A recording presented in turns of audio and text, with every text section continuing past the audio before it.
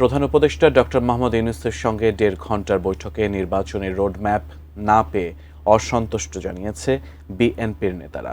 ডিসেম্বরের মধ্যে নির্বাচন না হলে দেশের পরিস্থিতি খারাপের দিকে যাবে বলেও সতর্কও করেছেন তারা। এদিকে সরকার পক্ষ জানাচ্ছে শেখ হাসিনা সহ বিগত আমলের অপরাধীদের বিচারের দায় নিয়ে চলছে সরকার।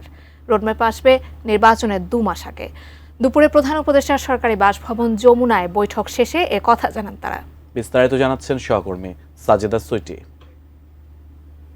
প্রধান উপদেষ্টা ডক্টর মোহাম্মদ ইউনূস এবং ৪ উপদেষ্টার সঙ্গে বিএনপি মহাসচিব মির্জা ফখরুল ইসলাম আলমগীরের নেতৃত্বে দলটির ৭ প্রতিনিধির লম্বা সময়ের এই বৈঠক। দুপুর ১২টা থেকে ১.৫টা পর্যন্ত প্রায় ১.৫ ঘণ্টার এই আলোচনায় মূল ইস্যু ছিল ডিসেম্বরের মধ্যে নির্বাচনের সুনির্দিষ্ট রোডম্যাপ, কিন্তু আশা ভেঙেছে তাদের। দেশের যে অবস্থা তাতে করে আমরা বিশ্বাস করি এখানে অতি দ্রুত একটি গ্রহণযোগ্য নির্বাচনের মধ্যে দিয়ে এই সমস্যাগুলোর সমাধান করতে হবে। প্রধান উপদেষ্টা মহোদয় তিনি তার সুনির্দিষ্ট কোনো ডেডলাইন আমাদের দেননি। তিনি বলেছেন যে ডিসেম্বর থেকে জুনের মধ্যে তিনি নির্বাচন শেষ করতে চান। আমরা একেবারেই সন্তুষ্ট নই। ডিসেম্বরের মধ্যে নির্বাচনের যৌক্তিকতাও দেখিয়েছেন নেতারা। পরিষ্কার করেই বলেছি যে আমরা ডিসেম্বর কাট আউট টাইম, ডিসেম্বরের মধ্যে নির্বাচন যদি না হয় তাহলে দেশে যে রাজনৈতিক পরিস্থিতি, অর্থনৈতিক পরিস্থিতি এবং সামাজিক পরিস্থিতি সেটা আরও খারাপের দিকে যাবে, সেটা তখন নিয়ন্ত্রণ করা বেশ কঠিন হবে। প্রাণ সসের মাখামাখি টেস্ট নুডলসকে করে তোলে আরো ইয়ামি আরো জোস। প্রাণ সস, সসের বস।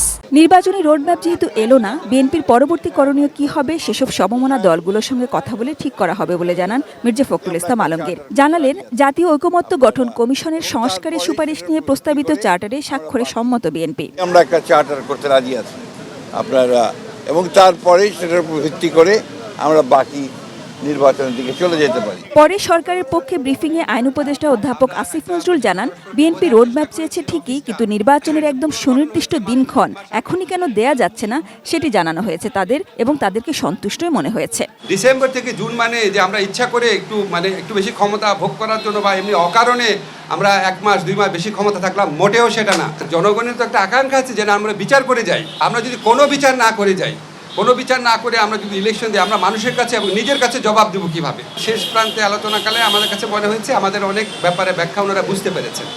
আমাদের কাছে মনে হয়েছে ওনারা সন্তুষ্ট। আলোচনা হয়েছে আরও বেশ কিছু বিষয়। অভিযোগ করেছে সাবেক প্রধানমন্ত্রী শেখ হাসিনার বিচারে বিলম্ব নিয়েও। আমরা বলেছি শেখ হাসিনার বিচারে কোনো রকম বিলম্ব হচ্ছে না। আপনারা একটা জিনিস খেয়াল করে দেখবেন, শেখ হাসিনার সরকার যখন জামাতে ইসলামদের লিডারদের যে একটা খুবই প্রশ্নবিদ্ধ বিচার করেছিলেন, এবং ওই বিচারে অ্যাভারেজ টাইম লেগেছে ২.৫ বছর। ওনারা আরেকটা ট্রাইব্যুনাল গঠন করার কথা বলেছেন। আমরা বলেছি আমরা এই লক্ষ্যে কাজ করছি, অচিরে এটা হয়ে যাবে। নানাজন নানা কথা বললেও নির্বাচন নিয়ে প্রধান উপদেষ্টার বক্তব্যই চূড়ান্ত ধরতে বিএনপির প্রতি আহ্বান জানানো হয়েছে বৈঠকে। ব্রিফিংয়ে আইন উপদেষ্টা রোডম্যাপের সময় সম্পর্কেও ধারণা দিলেন।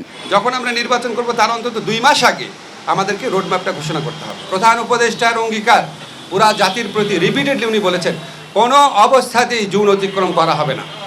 Sajida Sweety, ATN news, Dhaka.